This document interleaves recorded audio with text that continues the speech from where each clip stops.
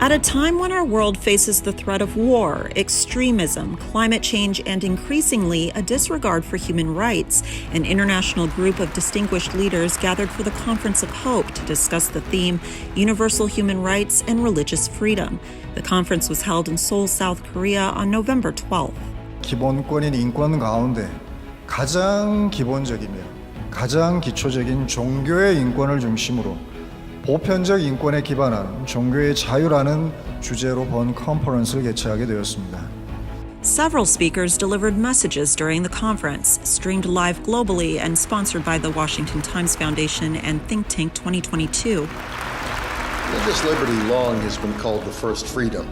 This essential liberty is under attack around the world.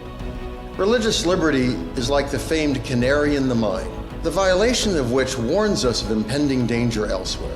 Governments which refuse to protect us as we seek God or otherwise address the transcendent are unlikely to protect us as we exercise our conscience in other ways. Conference speakers explained that a basic difference between open societies and closed or authoritarian societies is respect for human rights, and especially religious freedom. Unfortunately, religions around the world are reporting persecution, intolerance, discrimination, and violence. People of faith and their allies must speak up. We want to promote peace and security globally, especially in Korea and the Pacific Rim. The highlight of the conference today will be the introduction and adoption of the Declaration on the Universal Value of Religious Freedom.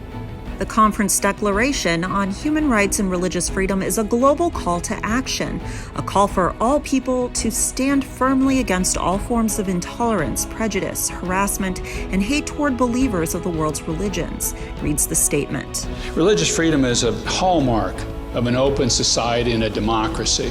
The United States, Japan, South Korea, key democracies that must stand for religious freedom for everybody, everywhere, all the time.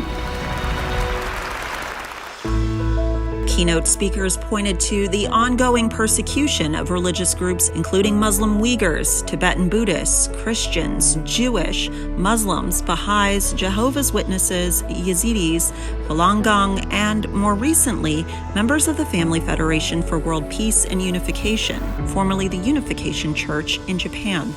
Certain Japanese media and lawyers are motivated by different factors.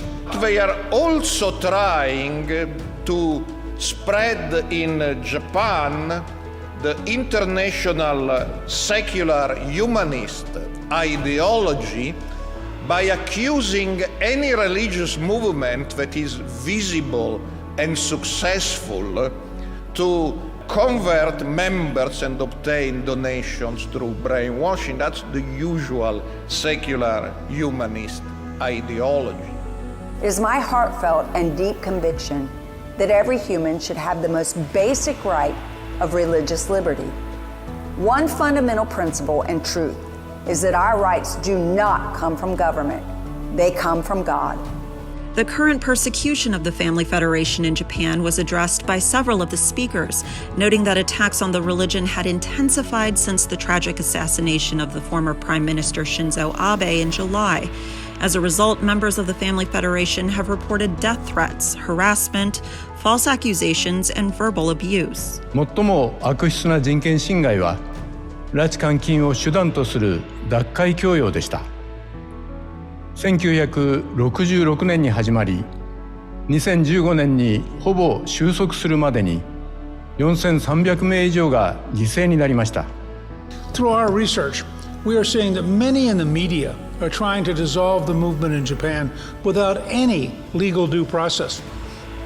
We've also found that many are politically sympathetic to the communist or socialist, anti-religious, anti-America, and anti-Abe view.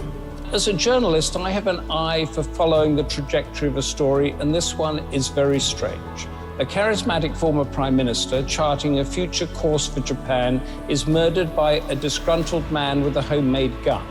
The debate, though, does not focus on, say, mental health challenges in Japanese society, as it does on gun control in America after a mass shooting there. The story is now firmly embedded on the Unification Church and a decades-old festering grievance that the killer's mother made donations that she could not afford.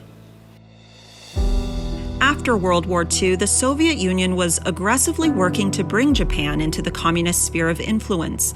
The erosion of religious freedom inevitably leads to the suppression of freedom of speech, open debate, and free elections, thus breeding fear and distrust. Persecution of minority religions often gives rise to violence and even genocide. A group called Open Doors lists 50 of the top persecutors of Christians and other faiths, starting with Afghanistan's Taliban and North Korea's totalitarian regime. The Center for Study on Global Christianity reports 100,000 Christians are killed annually for their faith, averaging one death every 6 minutes. Freedom of religion or belief is a litmus test of all other human rights, because when the religious freedom is missing, then other civil freedoms are missing as well. Why is evil so influential in today's world? Because it has many allies. It's indifference, ignorance, and fear. When we don't care, when we don't know, and when we are scared to say or to do something. In order to overcome these siblings, we must invest more into active engagement, lifelong education, and civil courage. Then, century of hope may come and culture of human dignity may prevail over extreme violence, aggressive wars, and century of genocides. Conference of Hope speakers said people of faith, democratic governments, political leaders, and civil society organizations must cooperate to combat the global attacks on religion.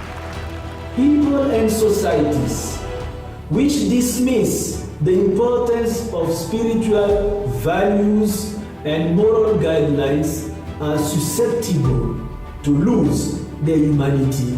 The Church of Jesus Christ of Latter-day Saints is an example of how a religion can overcome heavy persecution. Despite severe attacks on its people, the Mormon Church now thrives as a major Christian denomination with members widely accepted around the world. The lesson drawn from persecution is not the need for revenge, but an intensified appreciation of the practical importance and freedom of religion. Part of what one learns from awareness of persecution in one's own tradition is empathy for the suffering of others.